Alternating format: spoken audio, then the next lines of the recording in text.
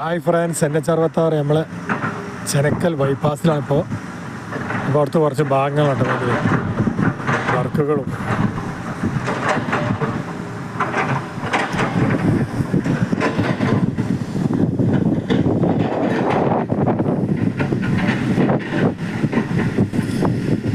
വെള്ളം ഉണ്ടാക്കുക ഒഴുകി വരുന്നത്,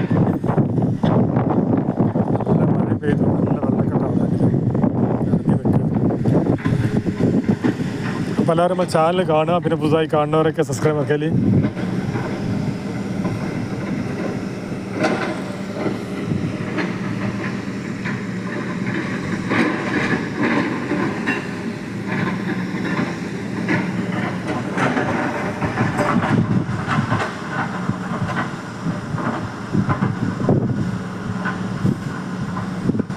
നല്ല താഴ്ചയിലൂടെയാണ് ഇതിൽ പോകുന്നത്.